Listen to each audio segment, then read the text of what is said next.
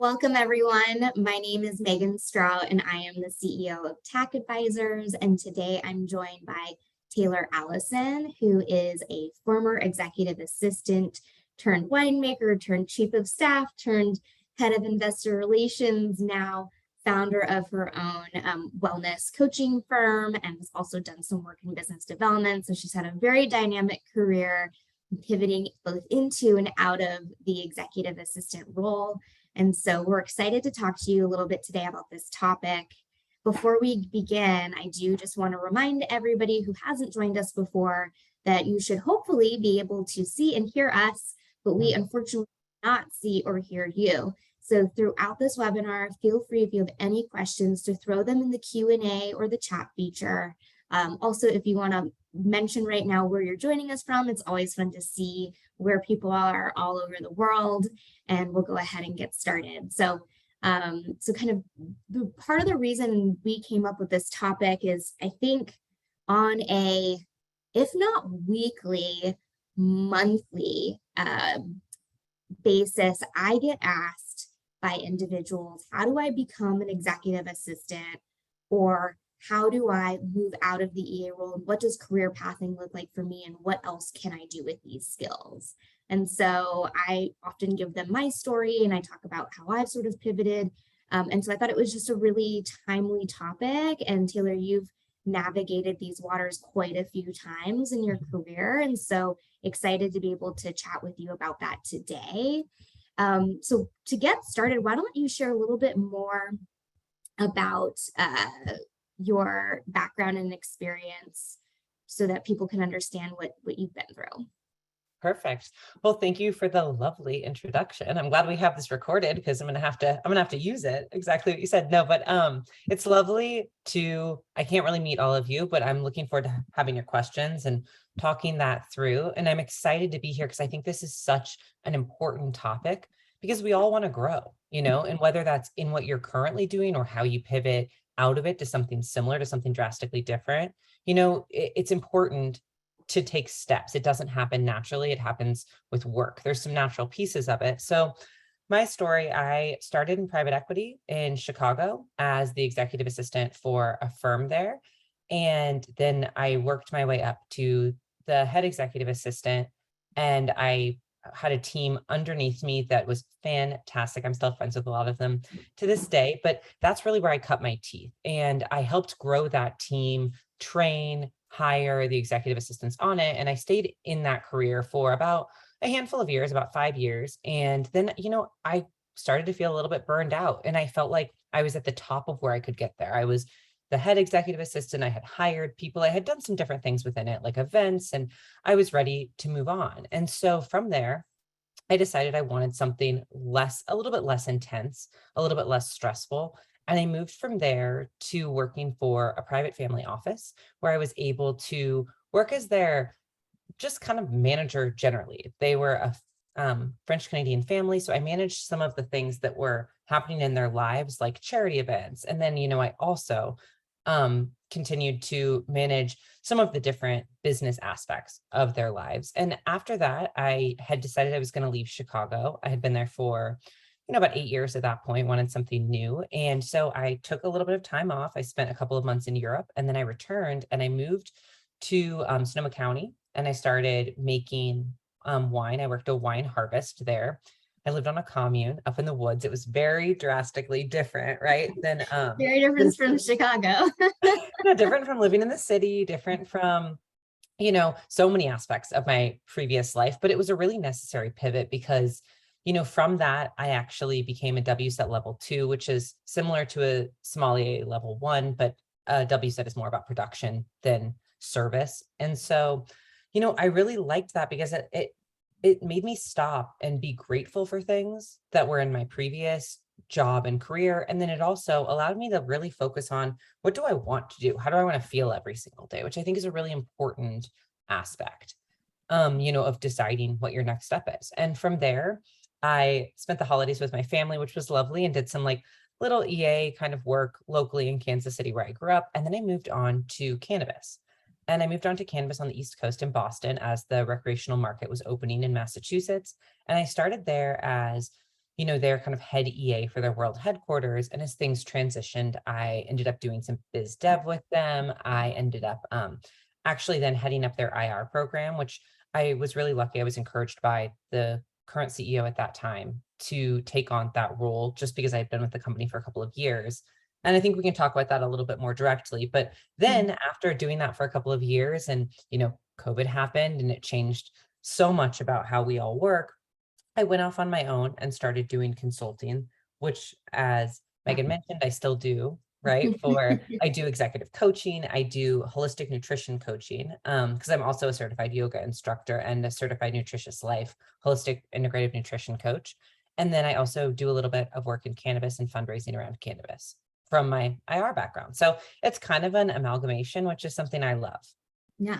And there's a couple of things you hit on there, and I know we're going to sort of double click on those Yeah. a little bit later, but you made some thoughtful choices. You talked about what it is that you love to do, but also you took an opportunity to take a step back and really reflect on what you want. And also you were very curious and open to your leaders that you worked with giving you suggestions and trying something new that you had never done before. And that reminds me a lot of my background and my career. And for those who don't know about me, I started working full time when I was 16 years old, just because I really needed a job and something to do and a purpose in life outside of going to high school. I didn't have a great high school experience, and I had somebody who was able to refer me into working at a hotel where I grew up in West Palm Beach, and that's sort of what took my career to the next level. As I had this opportunity to learn and develop from people who were much older than me, who gave me a shot as a 16-year-old with no professional experience. And I just worked super hard. I cut my teeth in hotels that way too, and worked my way up in hospitality all throughout operations. And I graduated with a degree in hospitality management and started being a manager in hotels. And I thought, when I graduated from college, I thought that's what I was going to do. I thought someday I was going to be the GM of a hotel or regional vice president and start my own hotel chain. And that was the dream. And then when I actually got into it and I started doing the role, a lot of hotel management isn't actually doing any of the things I love to do. What I love to do is help others. And I love to do creative project. I love to plan events. I love to make amazing, memorable guest experiences. And a big part of hotel management is behind the scenes, back office work and doing payroll and just stuff that I really don't enjoy, nor am I very good at. And on top of that, I was working these insane hours, because when you're the sort of the first level of management in a hotel, and hotels are open truly 24/7, 365. I was working through hurricanes. I was working a night shift that went into a night shift over into a day shift. I mean, I would have sometimes 4 or 6 hours in between shifts after working 14, 16-hour days. It just wasn't sustainable for me. But what I did get to do, that I took on some extra projects, because our catering and sales team kept having all of these requests come in of people who wanted weddings at our property, but it wasn't worth their time, so to speak, because they were considered intimate weddings under 10 people, maybe 5K, 10K, and it doesn't validate using an actual catering manager's time. And so since I was managing the front desk at that point, they asked me if this is a side project I would like to lead. And I've never been married, nor have I ever planned a wedding, but I figured it out between all the things I had seen and some guidance from the catering sales team, and built this intimate wedding program and started pitching it to guests, and started realizing I actually really kind of like sales. Sales is really fun, and that's something that's interesting. And then the Four Seasons in Orlando opened up, or they were starting to bring people in. When you open a hotel, I don't know how many people know this, but the first team that joins a hotel in a opening is sales. And because you have to sell the hotel to make revenue come in so that you can open a hotel. And so the first position was a sales admin position. And I had also never been an admin before, but I was like, I will go in and figure it out. And so I just reached out and asked if I could take that job. And for me, a lot of people said, well, you're taking a step down, you're in a management role, you're going into an admin role. And I'm like, I don't view this as a step down. I see this as a completely different industry and a completely different role and an opportunity for me to learn and develop. And a lot of the stuff I really enjoyed doing, the admin work in hospitality, like brought me a lot of joy. And so that's how I got into the admin role. I straight up just asked. I saw what were things I loved to do. I did ultimately want to become a sales manager long term. I didn't want to stay in the admin role, but I still saw the value because, in my opinion, admin positions are basically working MBAs. So I'm like, I want to learn from the best, and the best way to do that is to support the best sales managers within Four Seasons. And so that's how I pivoted into the admin role. And then, long story short, I ended up, I had what I call a quarter life renaissance. I think quarter life crisis is a negative term.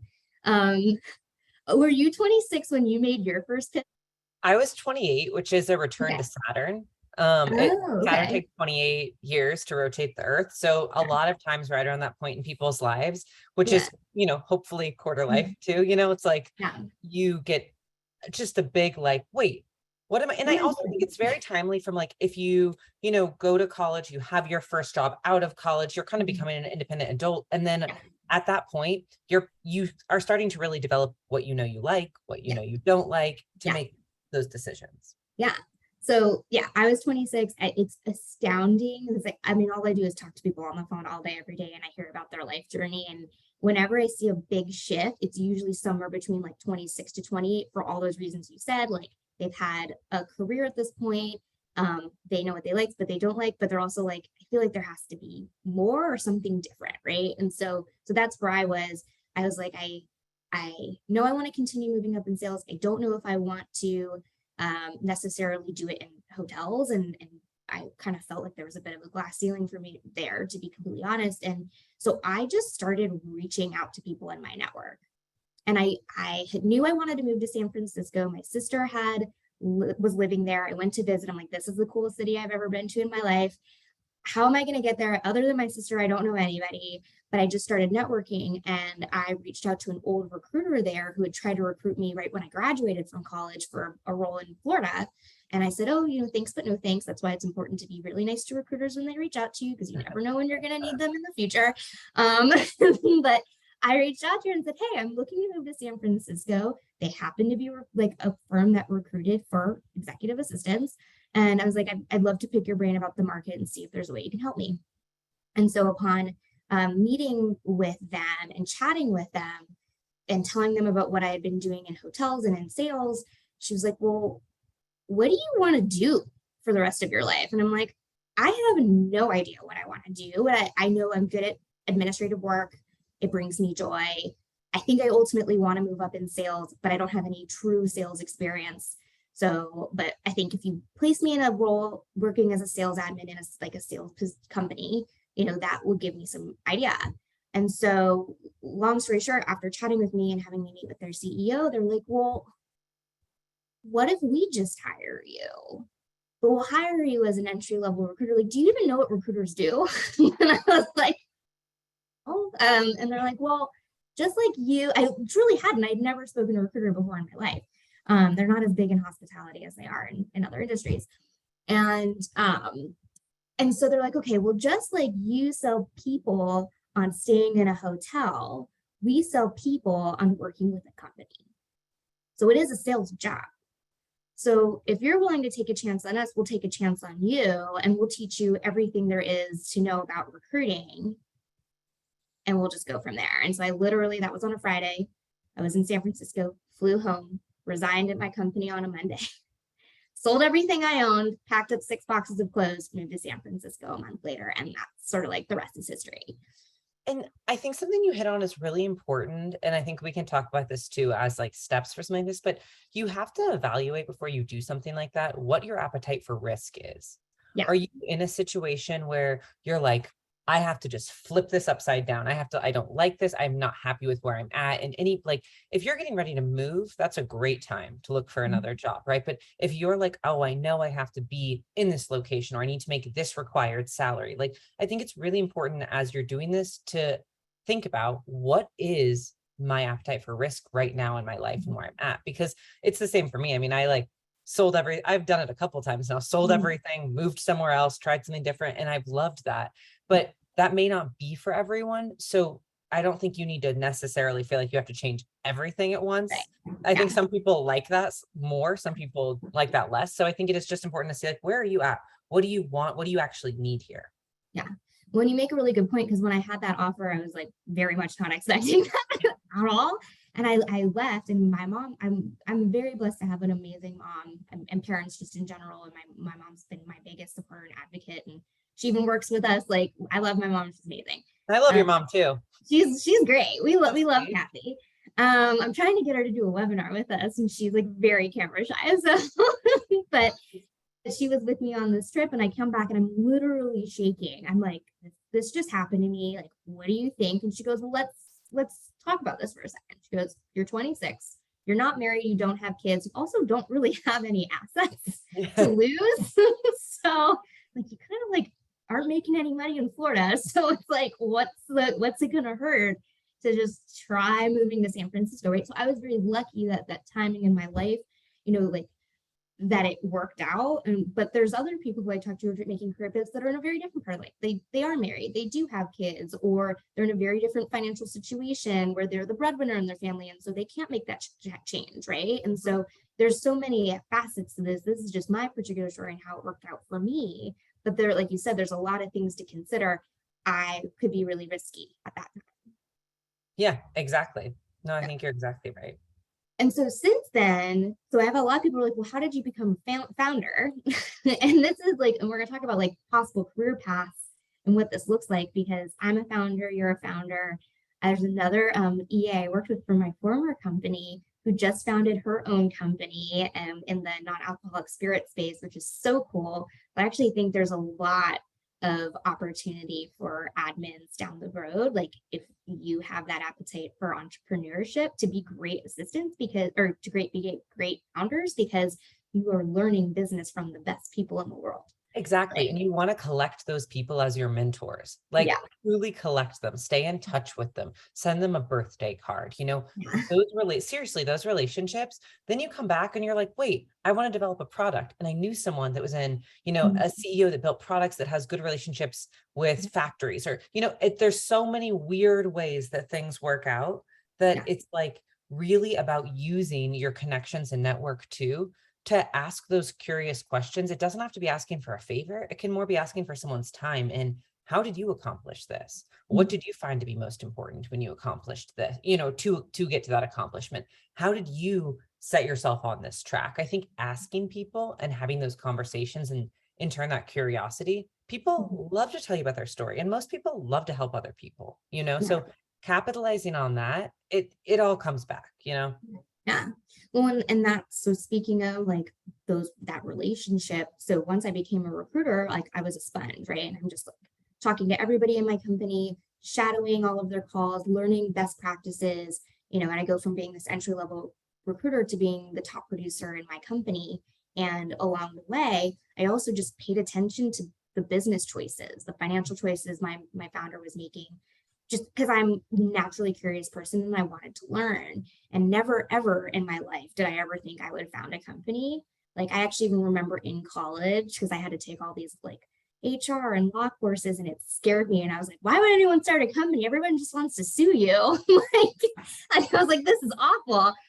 So like, I truly never thought I would start a company. But it wasn't until somebody else believed in me, which is, my co-founder, Al Hussein, and came up with this idea to start our own firm. And over the course of that 4 years, I had learned so much about how business worked on a like P&L side, and like just like that stuff that you don't otherwise get really, that I had the confidence to then take that next step. And it was a very risky step, and it ended up working out, but it was because I was a sponge and I just learned from everybody. And a great way to use that sponge kind of nature to your advantage, especially in an admin position, is in an admin position, you have access to everyone, because whomever you're working for, they may need something from the accounting department, from the legal team, so you have access to all these people. So if you have time, say your executive is traveling, you have a slow period, there's an internal conference, something, you can always ask. I think I did this so often and people were like, do you really care? And I was like, yeah, but like I asked, our engineers when I was working in cannabis to like sit in on some of their meetings, especially when important people would come in town. I would volunteer. I say, I'll take notes for you. I can help. I'll take notes for you, like, or that way I could just be there, listen, learn. And of course, not ask questions at that point, but ask them to maybe our head engineer afterward if I had questions, or same with the accounting or the legal team. I would ask our legal team, could I help you guys file some of that stuff so that I could review it and have an understanding of where we were in the process, which made me a better chief of staff because I was integrated in each section, but it also really allowed me to decide like, man, that is boring. I don't want anything to do with that. Okay, I'm not interested. Great. Well, I can X that out because so much of the time it's about finding what you don't like to do also versus just what you like to do. Well, like I said, I thought I was going to be a GM of a hotel, and I'm like, payroll's awful. Yeah. I'm like, being behind the scenes, you don't have to do any of the fun stuff. Honestly, when you're in hotel operations, you're the punching bag of all the guests when stuff goes wrong. The front desk agents are the one that actually get to have the most fun. Yeah, you get to they talk get to to put on the guests all lipstick day. and like Yeah, for me, I was like, I only got called out to the front desk when something bad happened. So I was like, I don't want to do this anymore. This sucks. Exactly. But realizing that, I think we've all had jobs that were like, that was not a good fit, whether it was, and I think I work a lot within startups, and I love that because I think that, then you can kind of really watch things develop and see like what worked well, what didn't work well, what kind of management team style you think works well, even just within working within.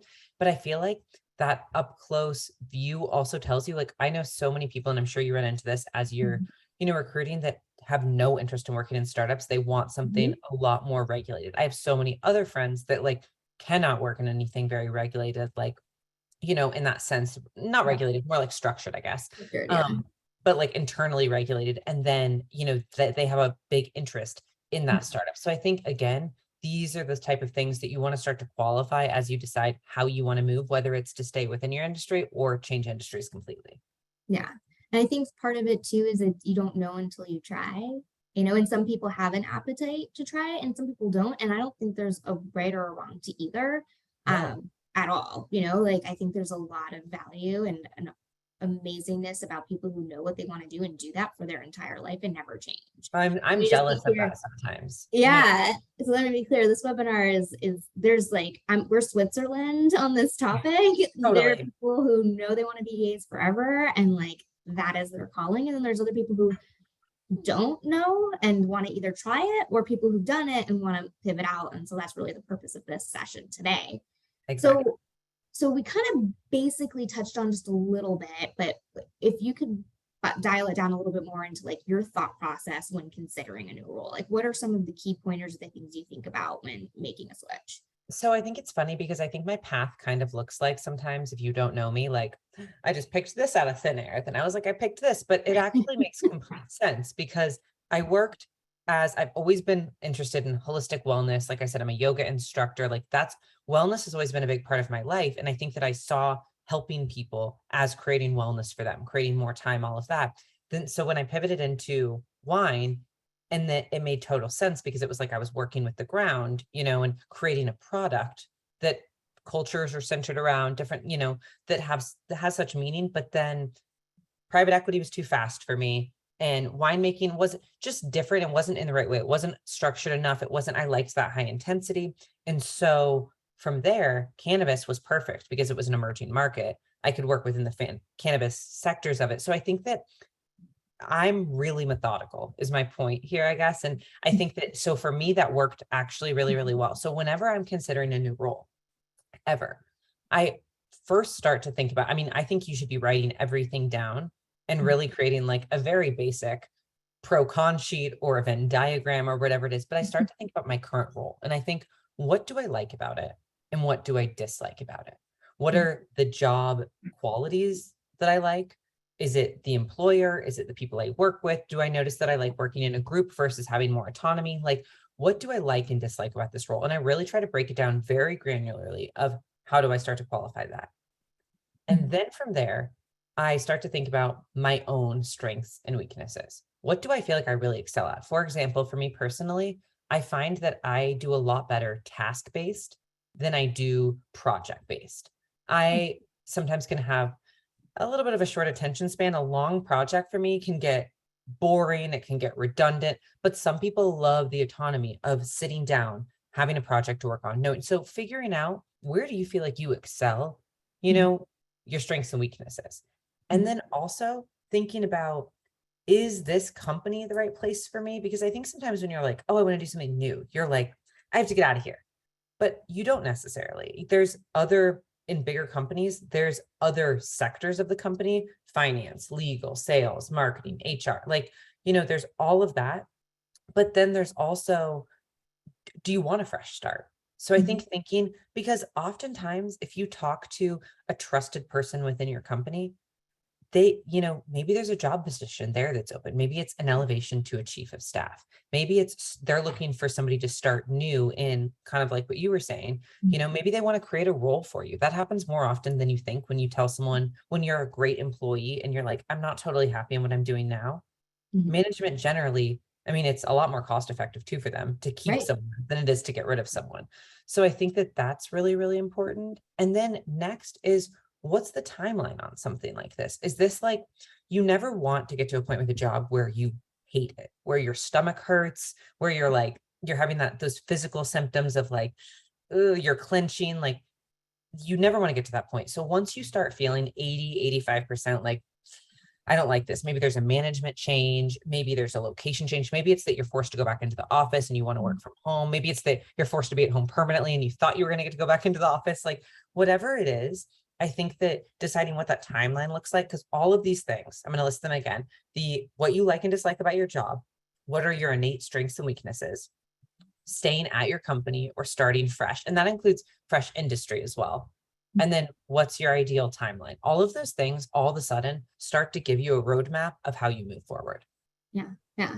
And it's interesting. I'll add to that or sort of enhance what you just said, because I think for me, like at 26, I was going through that quarter life renaissance and I just knew I needed to get out. And I knew I didn't want to be in hospitality or in Florida anymore. I wanted to go to San Francisco. So there was like, I hit some of those things. So I knew that, but I don't think I had the self-awareness or had taken the time to really understand like what are my strengths and what are my weaknesses. I just knew like what I disliked and I didn't want to do anymore, and like a mild like pitter patter of what I like actually like to do, versus the more recent transition of being a recruiter to then being a founder. And I can drop this handout in the link. I've mentioned this before in other webinars that I've read, the 15 commitments of conscious leadership. And I think it's the website's like conscious.is, I think, or IO. But it's a great book and they have a ton of free resources and a ton of free handouts. We had went through the conscious leadership program at my last company. And one of the um, handouts and exercises they have you do as a team is this thing called the best stuff. And this was something we did like in my last year at my last company, where as a luncheon room, we all sat around the table and you write down, I think it's the top 8 things of like key accomplishments in your life where you did something that you enjoyed doing and you did Mhm. it well. And then as an individual, you read it out like a story, like here's what happened, here's why, and you go through it. And so we did this exercise. And at the end, everybody else in the room says, like, well, these are the common threads or themes that we saw. And it was eye-opening to me Yeah. because I had never realized before that the biggest common thread for me is that I'm a builder and I love to build processes. I love to build teams. Clearly, I like to build companies, but I had never known that before. And it wasn't until I did that exercise and I like had said, well, like one of my greatest accomplishments is I, built this training program at Ritz-Carlton. And then my other one was like, I opened the Four Seasons and built the sales team, right? And like I did the stuff, but I never knew that. And so I encourage anybody who doesn't really know where to start and like doesn't know what their strengths and weaknesses are, doesn't really know what has brought them joy, that's a really fun exercise to go through. But I actually think it's good to do it and then have your friends and family see what the common threads are and call that out for you.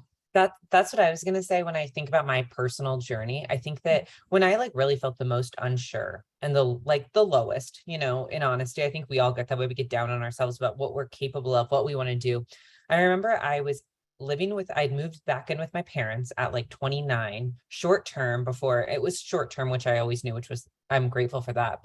And they're wonderful. They were like so happy to have me. It was just, you feel kind of like I think sometimes you can feel like a failure. Like, what am I doing? Why am I living with my like, and that's not the case ever, because, we're lucky that we have families that want to help us. But I think that my point of this is I remember feeling like I didn't know at that point I was going to move to Boston yet. I didn't know what I wanted to do. And I was crying. And my dad was like, well, you're really good at this, but you like to, he was just trying to like help in his dad way. But it gave me this great idea.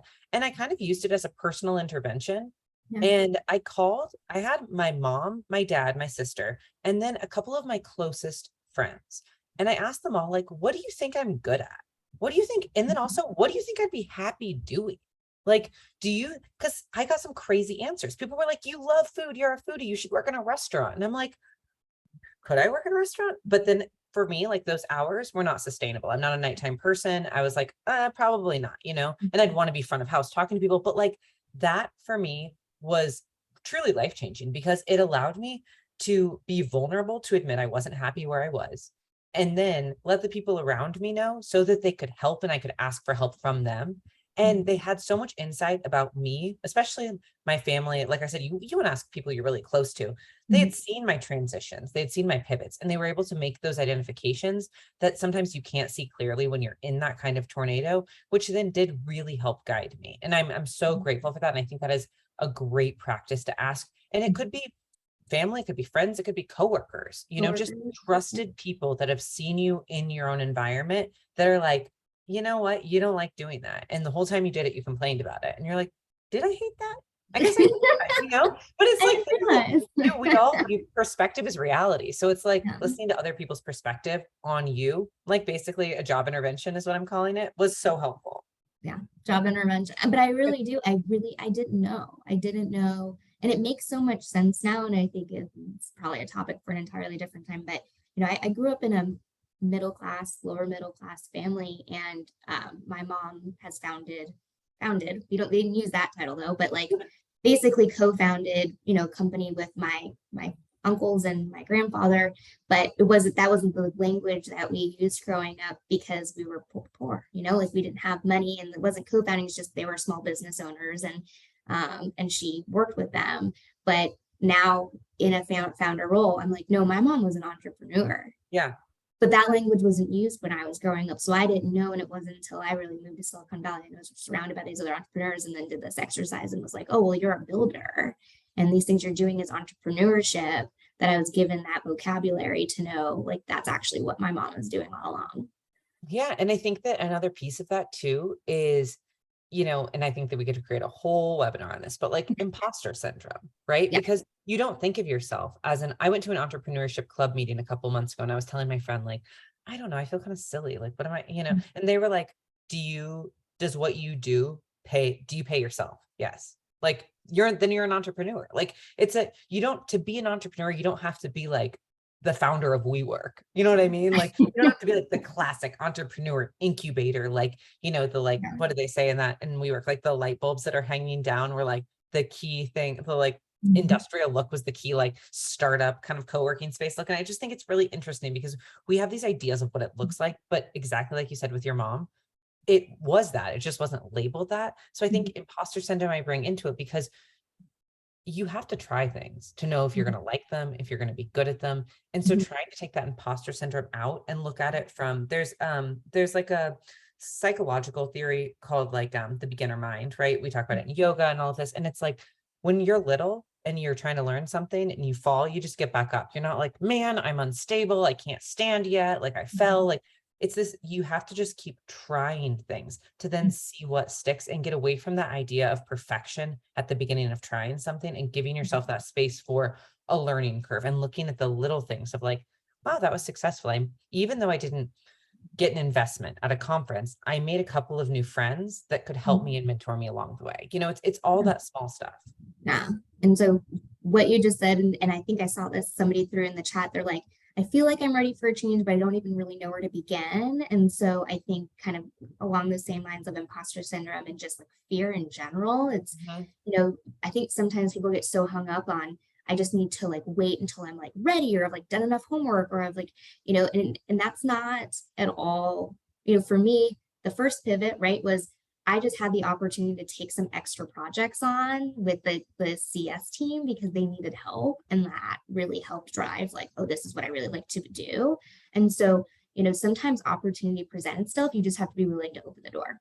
And Right. that's a much less pressured way to try new things. Right. I highly suggest if you're thinking about it and then you don't have any experience in it, not just quitting your job and jumping into it, Yeah. unless you're really ready for that. What's a lot better, when I started coaching with your company, Megan, like I had a full-time job Yep. for the first, most of the Yeah. time. And Yeah. it was something that I did on the side, on my lunch break, in my spare time, because Mhm. I enjoyed it and wanted to see, is this something that I like to do, that I think I could be good at? And that takes the pressure off if it starts more as an experimentation, a hobby, versus that pressure of, am I ready to leave my job? Am I ready to do something completely new? Like maybe it's within work, just Mhm. taking on those extra projects or asking people, hey, in this department, I'm interested in learning more. Is there anything I could do to help you to, just Mhm. like whet my palate a little bit on what this actually is? Mhm. Because that's a great way then to determine, am I interested or am I not? Yeah. And that's kind of going on that. It's either you can do that within your own company, right? Like there's opportunities, like for me it was working with CS and building that intimate wedding program. It could be, if you want to get more into just doing meeting and events, work with more, take on more meetings and events. And then I have people who are like, I really want to pivot into marketing, start taking on some marketing projects if Yeah. you have bandwidth. But there are times, and I've been in companies like this where they're like, stay in your lane. I don't want you to do anything for any other things. So that doesn't mean that's the end of the road for you. You can still have your job. And, for me, I got some extra experience when I was living in San Francisco because I joined a nonprofit as a founding team member and was able to basically sort of start that entrepreneurial journey and help build this company from the ground up. And I was talking to the founder about this like sometime earlier this year, and he goes, "Do you think you would have started your company if you hadn't come and helped us at the nonprofit?" And I go, honestly, I don't know if I would have, because I don't think I would have had the confidence, Hmm. because I got to see first from them in like a safe setting where I still had a full-time job, but I started helping this nonprofit doing something I was passionate about, but helping them build the infrastructure of this, startup nonprofit. And so by doing that, I was like, oh, like I think I can do this. And then the opportunity presented itself to start my company, and you know, that that it was an easier transition. And so yeah, I think that's like a good way to de-risk a transition for sure. Absolutely. And I think we talk about risk a lot, and that's just important to consider. But also, if you're asking your management team or, your mentors, and they're saying, stay in your lane, that's probably, if you're someone that's curious, that desires growth, that may be a great indicator. It's not the right company or company culture for you, Mhm. because staying in your lane is definitely important in a lot of ways, because it gives people a path. It lets people know what to do. But also, if there's no level of ascension there and no way to grow, Mhm. that's a great indicator. I might be interested in looking for something else. Yeah. Yeah. So we've talked a little bit about, ways to begin. And so we said, network, ask your friends, do an exercise like this, better stuff. Any other keys that you would, or tips you would recommend for people who want to start this transition or start exploring a career pivot that you would recommend? I think that when we talk about a career pivot, I think that first, keep your eyes open and talk to everyone and ask your mentors and your trusted people. Like when I say keep your eyes open, look around at the company that you're working at. Like I said, be curious. What do you like? What do you not like? What do you think you could be good at? Talk to everyone. What do you like about your job? What do you think, and then ask your trusted people, like we talked about. What do you think my strengths are? What do you think that, I may like? Have you done anything that you really liked? And then I think the next piece of it is to start to just peruse for job sites, maybe a recruiter, something like that, depending on how serious you are, to find out, number one, are you having the grass is greener on the other side feeling? Because Mhm. sometimes when you start to look around, you're like, actually, I really like what I have. And it allows me to, I'm not super passionate about my career, but it allows me to have these great hobbies or this great time with my family, or, and so I think that deciding, do you really want to move on based on what you see as being out there is important. And then start talking to people that you admire. like people that you may think they're in a totally different industry. Maybe you follow them on Instagram and you go to their, their website and figure out on the about page, how did they get started? Like Meagan just said about volunteering for a nonprofit, like what was their path? How did they get there? Why? Because nobody actually really has a direct path. Everyone's path, ebbs and flows and stops and pauses. And then again, just kind of containing all this knowledge to ask your other trusted people, then as you start to have ideas, do you think that this might be something that I would like? Do you think this would be good for me? Because as much as you know yourself, I think that it's so important to lean on your own knowledge about your own skills and what you think. But when you're stuck, getting an outside perspective can really be helpful in just pushing you to be like, nope, I'm totally right. And I know myself, or thinking, maybe I should look into that. Yeah, absolutely. Kind of going in that asking trusted people. The other thing is like the power of networking. My example is one example. I just reached out to somebody who previously reached out to me and they offered me a job on the spot, but I have it happen all the time, Yeah, the time when that's I'm how we talking met. to EAs. Well, it's how we met. Yeah. Also when I'm just talking to EAs that are candidates and I'm like, talk to your former employers, talk to your friends, and they start talking and they're like, wait, you're looking, can I hire you? Right? Like they end up getting job offers just because somebody's like, wait, you're on the market? Okay, well, wait, you should just come work for me. Don't interview anywhere else. And I see it all the time, right? And so that's another pro of, I was speaking to this amazing operations manager at a VC. I was at this conference last week and I'm like, how did you get into your role? Like, were you previously an operations manager or an EA? And she's like, no, my background was in politics. Yeah. And I knew this founder from my time working in politics. And I moved to San Francisco and I was just chatting with them and asking them like about career stuff. And they're like, well, do you want to just come work for me? And she started out sort of as like the first like employee number 3 at this VC, and she's now grown this VC and is this lead operations manager. She had 0 experience. It was just because she networked. I majored in Spanish and international studies, so I have no, I mean, I loved it. It probably gave me a lot of taste for my curiosity, but I don't think that it had anything to do with, what I was doing. And I think that, like you said, if you ask people, anyone who's listening to this right now is definitely someone that's curious. I would imagine very good at what you currently do because you're looking to take on more, to grow, to do more. So with that in mind, you're probably all extremely employable. So then asking people is a great way to see, maybe at a company you love, maybe there's an opening, maybe with someone that you really want to work with, there's something, but they just don't know you're looking, and you don't always want to advertise that you're looking. So I think starting like that within the networking path is also, it de-risks it a little bit. Yeah, absolutely. All right, last question, then I think we'll have some time for Q&A. So if you could summarize the top 3 things that someone should do to pivot their career, again, it could be into the EA role, it could be out of the EA role, what do you think they are? The first is going to be, I say 3 things. So the first is decide the parameters of your search. What's your ideal timeline? What's your required salary? Is there an industry you want to work within, a company size that you like to stay within? So that way you can qualify your own leads. Next, look at what you naturally gravitate towards. We all gravitate towards things that we're good at because it's easier. So by looking at what you're naturally gravitating to, you can probably identify pretty easily, oh, that's a strength of mine. So by doing that, that can also help you. If you decide the timeline, the qualifiers of that job, timeline, salary, industry, location. Okay, well, now you've narrowed it. Then you narrow it towards what you gravitate to. You've narrowed it more. And then don't be afraid to reach out to any of your network, any of your contacts. Don't be afraid to try something new. Essentially, try to get fear out of it as much as possible and think like, okay, what do I really want to do? Like, what would really make me feel happy every single day? And, I was just telling Meagan, actually, like, I had a kind of a crappy work day yesterday. And it still happens when you're doing something that you love. Because there's issues and there's things you have to go up against and it's abrasive, but like, don't be afraid to try something new, or at least look at trying something new, because it could be really enlightening. Yeah, amazing. All right, well, let's jump into some Q&A. So one question is, I feel stuck because I love my current EA role. However, I'm at the top of my salary range, so there is no growth there. how can I make more money doing an EA role when I'm at the top of my salary range?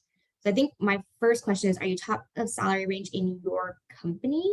Or do you feel like you're at the top of your salary range for an EA as a whole? So we're going to make the assumption that it's in your specific company. So Taylor, how would you recommend handling So I guess the first thing that I would consider is, what do you consider to be the longevity of your career? Are you thinking that you are going to be working for the next like 5 years, 20 years? Are you thinking you want to have kids in 2 years? So like are you thinking you want to retire? Like all of this, that's your first look at like the life piece of it, right? it?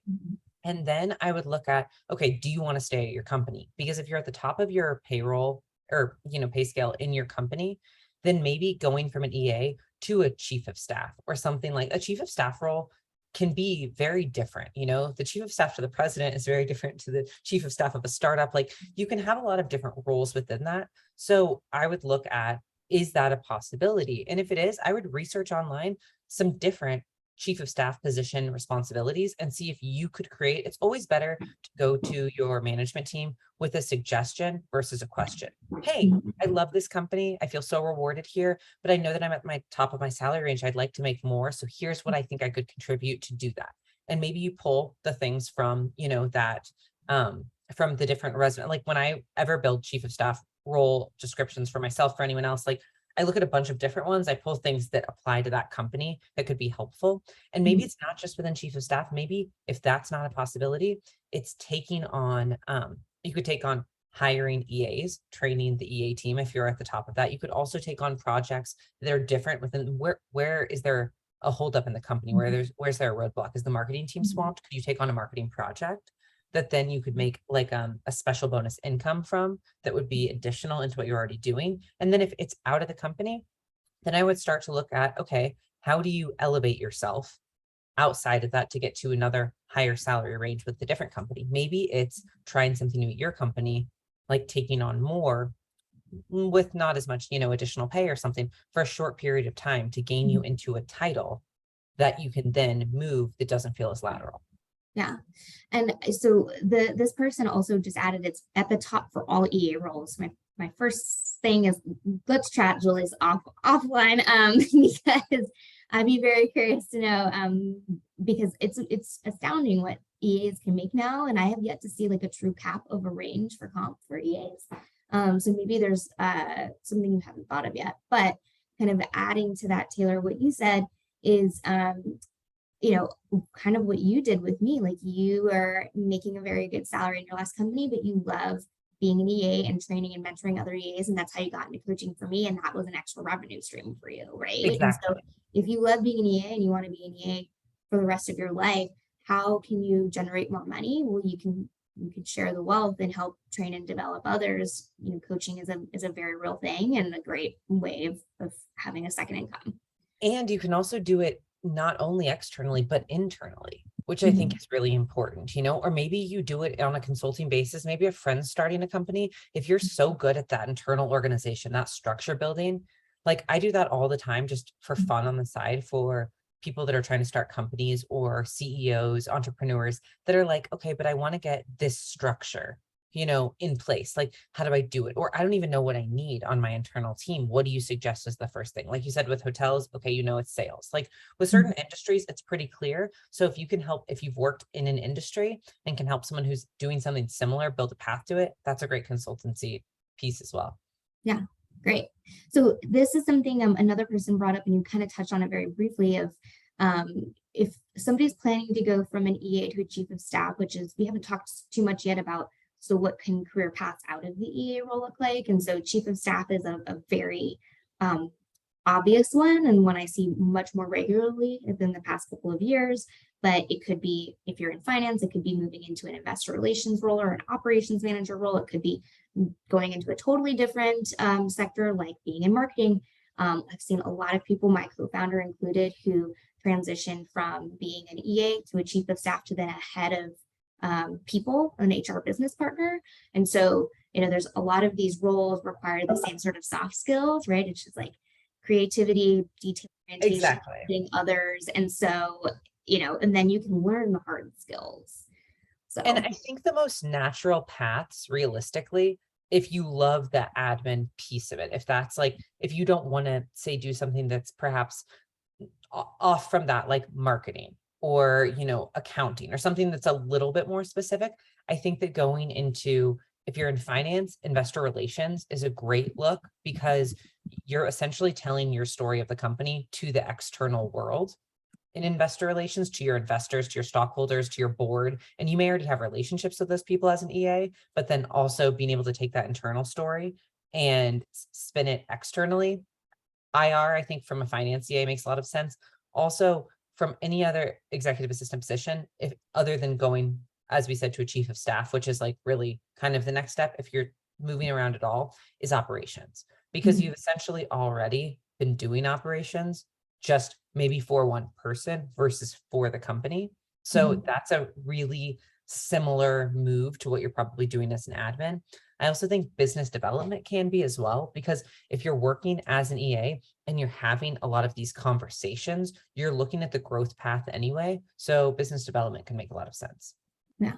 And this is another question that came in saying that they're a seasoned TA, their career has been very rewarding, but they know that they haven't achieved their level of greatness career-wise yet.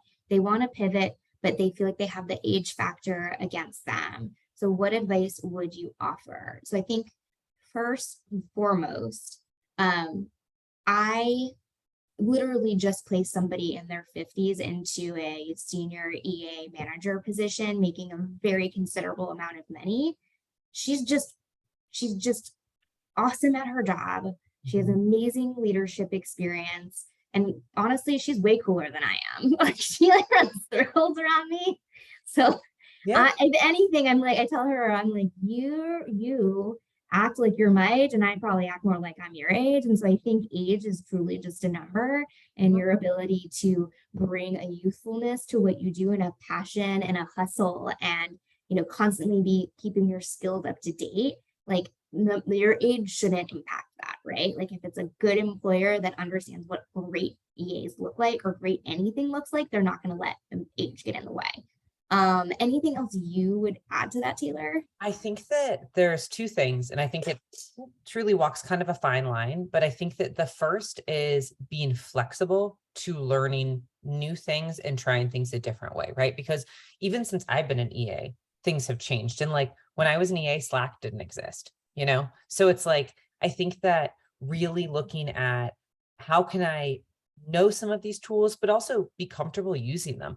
But also, if you're a very seasoned EA that is at the top of that age range, it might be really productive for you to, because you know how to build and create that structure in a company, to look at someone who's maybe actually a younger CEO who needs more guidance, who wants an EA that's going to help them build that in and transition it more to a chief of staff role that's like, okay, you're the CEO of this, newer company. You don't have a lot of this internal structure. I can be your right-hand person. I can help you build this. I can, make sure that if you're hiring people, I can go through the resumes, get it organized. Like I think leaning on that really, really high level of experience in Mhm. years and in depth, and then being able to apply that to someone that really needs it. It may be harder to go into someone that's like had 8 EAs and likes things done a really specific way if you're used to doing it differently. And that's what I think the flexibility component comes in. Yeah, absolutely. Now, I had another one come in. It says, I'm a seasoned UA has been fortunate enough to have a wonderful salary at the pay scale as chief of staff, but I question where the next step is. I often find that in time, the company culture is not the best, and so the salary is to compensate the experience. What is a suggested step being mindful of the wonderful salary, but echoing the lack of fulfillment? Okay, so I have a couple of feelings about this. I had a call actually with an old candidate that I placed who was compensated well at her company, but wasn't compensated as much as she would think she would like to be. And she's like, I'm constantly having recruiters reach out to me to offer these different roles at like 30, 40, $50,000 more than what I'm making right now. She's like, but like, I trust you. So like, is this like, is the grass really greener on the other side? Like, what should I know? And I'm like, well, first of all, like, do you have a work life balance? And she was like, yeah. And I'm like, are you working like 9 to 5, Monday through Friday? She's like, yeah. I'm like, do your bosses bother you after hours? She's like, no. And I'm like, okay. And I go, second, is it a great culture to work in? And she goes, yeah, I love everyone I work with. Everyone is super kind and super respectful. And I go, okay, these other salaries that people are offering is because you're going to work 14 to 16 Yeah. hours a day in an environment where you don't know what the company culture is going to be like. So you're taking a huge risk.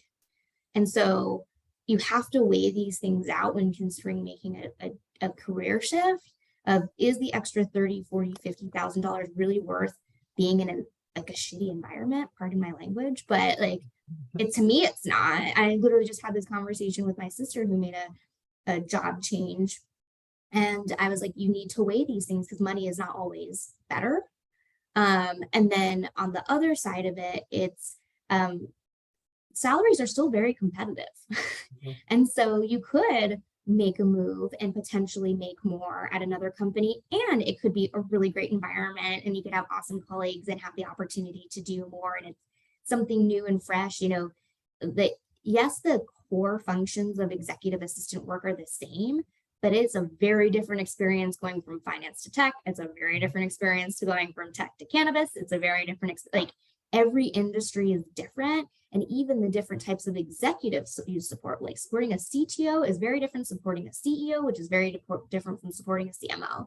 And so there's a lot of ways you can spice this up without having to necessarily leave the EA position. And I think I fully agree with everything you said. The only thing I would add is I think for me, it just is a lot simpler. Like, are you happy? Are you happy? Do you dread what you do because of the company culture? Or is it fine? And the extra money that you make because of that company culture allows you to do fun things on the weekend, see your friends, I think that you have to ask yourself, is it worth it? How much are you actually suffering, from that company culture? Yeah. Okay. So probably last question, and it's, what is the difference between an EA and a chief of staff? Seems like they pretty much do the same things with little differences. Can you go from being an office manager / administrative assistant to another admin type of role to a chief of staff instead of doing a true EA step? What do you think, Taylor? I think that I honestly don't think you can go from an office manager or an admin to a chief of staff in most companies. I think you probably really need that EA. It's not about like titles for me at all, but what you're talking about, a level of office manager and admin versus an executive assistant, I think that the difference is the access points probably of what you have access to and also that experience level. And generally when you're going from an EA to a chief of staff, you're probably working for the C-suite, which makes a lot of sense to then move into that because you already have these relationships and that access and you can understand where some of the problems are. Whereas if you're working more generally as an office admin, if you're not reporting to a C-suite, I think it's a lot harder to step into, because like you don't have a chief of staff for a VP. You only have chief of staff really for the highest management level of the company. So it would only make sense. And I think the real difference is that when you're an EA, you report to one person or you report to a group of people. Whereas when you're a chief of staff, you generally have people under you, like the other office manager, the other admins, and you work as almost their team manager. And then you also prevent any problems from getting to your management team so that if you see something, you see someone in marketing isn't, something happened at an event, something like that, you talk with that about HR and you let that settle unless you need to get the C-suite involved. So I think that you're a conduit and a liaison in between the operational, everything that's going on in the company and then the management team so that they can focus on what they really, really need to versus more day-to-day problems. And that's what you're solving for. And I just don't think at an office manager level admin experience, general admin, that you might be able to do that if in the same way, if you were supporting one of your higher level management team people, I think you're going to have more success that way. I think, and to kind of summarize what you're saying, I think it comes down to your exposure. So what I said earlier on this webinar of being an EA to a C-level is a working MBA. And so, historically, right, the shift from EA to chief of staff is something newer within the past like 5 to 7 years.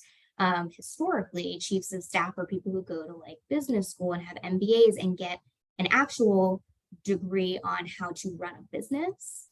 But now these executives have seen, well, after having somebody support me for so long that has all this exposure, who's sitting in all these meetings, who's been this sponge, who knows how to read a P&L, who knows how to do all these business operations things, they don't necessarily need a degree for that because they've lived it. And so that's what makes that transition more accessible. And so I think it kind of going, which is going even from like an office manager or an operations manager role to a chief staff, maybe an operations position, if you're like almost at the C level in your title as operations manager and you get the S and P&L means Yeah, profit and profit and loss. profit and loss statement, or just some of those like more business critical items, then like I can see that moving into a chief of staff. But again, it really comes down to like, what is your access level and understanding like the core function of how the business operates. Exactly. And I know we're close to time, but Kiki, I'd love to just really quick answer your question because I've done this too, pivoting from personal to more executive assistant. And I think that how you do that and not start at an entry level position is perhaps to take a job that has a little bit of personal and then like majority executive assistant. That way you can get your foot in the door at the level that you're already working at and then transfer and, from there. Maybe it's that you shift to all corporate for that person. Maybe that's what you decide that you tell them you want in a year. But I think then if you want to, getting into a role where they might have a little bit of that might just get your foot in the door at a higher level. Yeah, I mirror that. Well, great. Well, thank you so much, Taylor. It's always a joy. And for those of you who are watching, yes, Taylor is a coach of ours. She can help you with all of these questions if you're looking to pivot your career amongst many other things. And so feel free to reach out to us so that we can get a call set up for you and Taylor to talk about ways she can support you. So thank you. It's been lovely. Thanks for having me. It always is. So hope that helps everyone. Yes, absolutely. All right. Bye. Bye.